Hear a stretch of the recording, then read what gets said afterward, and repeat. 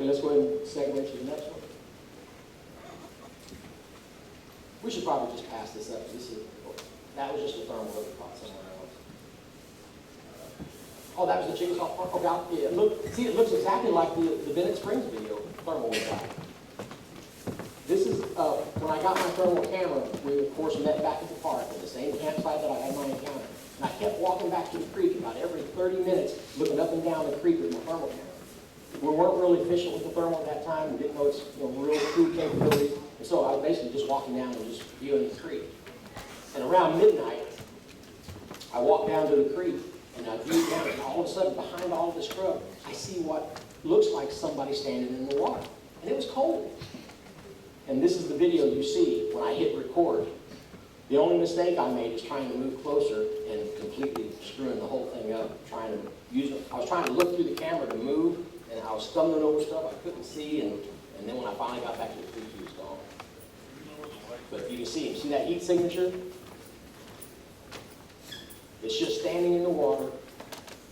And there was only one other person at that campsite, and that is where that appears to be looking into a campsite. There was one man and one woman already asleep, and that's the campsite he was looking into.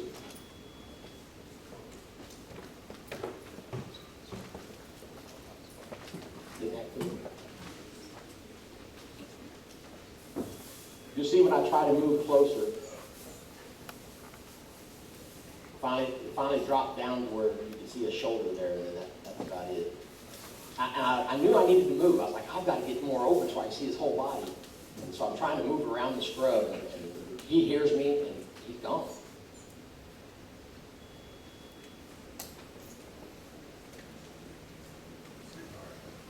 That's right. I mean, it never shows any more than that, other than occasionally through the bushes, you can see it go lower, and you can see that it's a vertical, something vertical. Yeah, there, me trying to move like a fool. We also got a thermal of what we believe to be a youngster at Bennett Springs in Missouri, and stupid, he was on a trail behind us, and I'm like, I'm going to move closer to him. As soon as I can walk in towards him, he's gone. I got to do something different. I got to turn around and walk away and watch him and see if he follows me. Oh, yeah, and thanks to Bill Hunter on our forum, he took a comparison picture of exactly where I was standing, and you can see the creek behind the tree. You can see the tree in the video, and to the right of that tree is where the figure is standing. To give you a perspective. Now, the park itself, there was newspaper articles that I read where a lady at the park said something bumped into her when she came out of the restroom one night, trying to run away or something. So there's reports. And I've talked to rangers at that park, and of course they try to stay hush-hush about it, but not all of them. Some of them will say, yeah, there's a lot of reports, people will say they see stuff. And I've talked to people that live in town that have seen stuff, and a gentleman that works at a restaurant, he said that he got run off from that park as a boy with some other friends of his riding their bikes, and they saw one that stepped out on the road behind them. It was trailing them in the woods while they're driving, he said, by Cold Creek Camp. He said, we were just trucking along on our bikes, and he said, I kept hearing something in the woods. It was running alongside of us. And he said, we get up over the crest of the hill, and he said, I look back, and he said, it was only about our size. We were 12 years old. He said, this little Bigfoot steps out into the woods, and they're trucking along down the hill on their bike. And he said, I did not go back into that park until I was a man. and I said, well, do you know about Bigfoot behavior? He said, like what? And I said, like rock throwing and stuff? He said, rock throwing. I said, yeah. He said, you got to be kidding me. He said, when I was in college and I finally went back to that park, he said, we'd be camping, and he said, we'd have rocks and stuff thrown at us, but we just thought it was each other chatting with us. I said, man, you need to pay attention. So, in light of all of the stuff that's happening in that park, I mean, I'm going into the off season, and I'm really looking around with a scrutiny. And I'm going in the bathrooms, and I'm checking things out. I found a hair up in one of the turnbuckles in one of the stalls, that high. 7 foot off the ground was a hair stuck in one of those crevices. I'm not sure that anybody's bouffant hairdo can reach 7 foot. Maybe.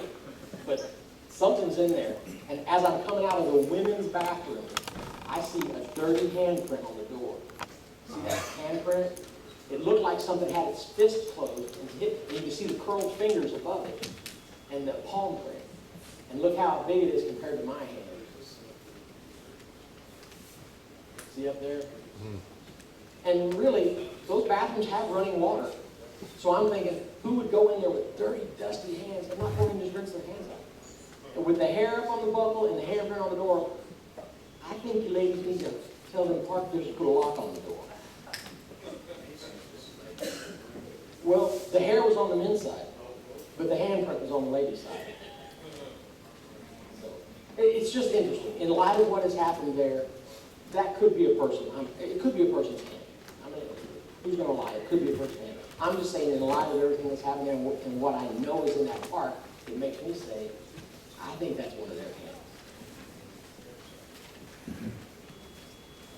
Okay, there's the footprint I found less than a mile away on Guy Sandy Creek.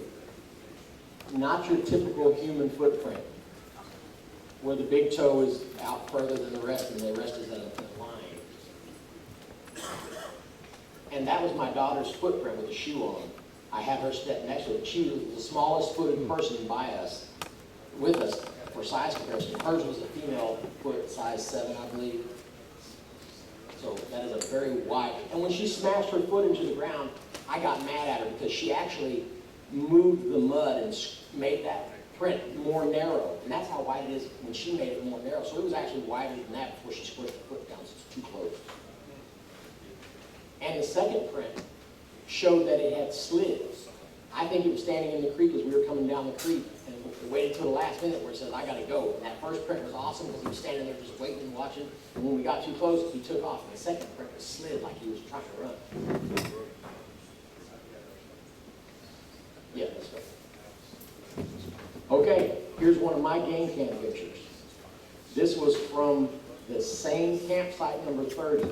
I had set up a game cam. I got some new game cams that took night pictures, infrared, and I set up a bunch of gear on the picnic table, and you can see, you got the pointer, got later, and you can see that I hung a bag of goodies on the lantern post.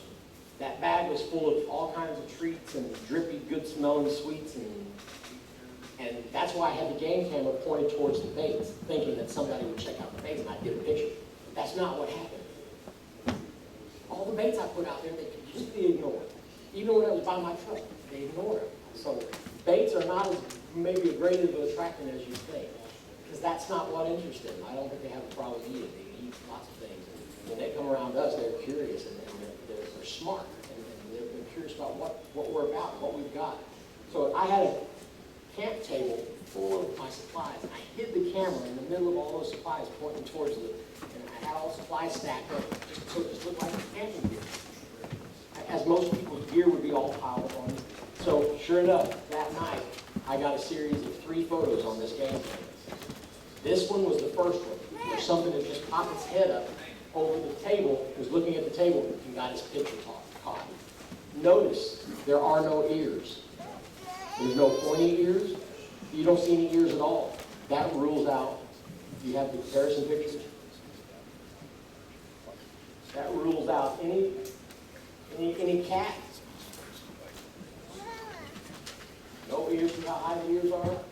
There's no ears. That was kind of a joke. Still. Yeah, look at that. But they're all around, so you have to put it up there. You know it's not a bear. Did you see those ears? Definitely not either one of these. If I would have woke up and saw all my stuff got into, I would just assume we're active. There are raccoons like crazy there. But that is not a picture of a raccoon. Now, you know what seals the deal for me? That picture there caught his arm and shoulder. You see hair on top of the arm, and you see hair on the lap, and that's the under the arm. That's the same series of pictures, the second picture, where he's reaching across the table for something. Now, the next picture is me the next morning looking at my bait bag for evidence, not knowing that there's anything else on the camera. You get my backside. Do we have that picture? Okay. It was just me looking at the bait bag, and you see my picture of my bald head, and at that point, I didn't know there was anything on the camera. So it's an enjoyable process trying to outsmart people.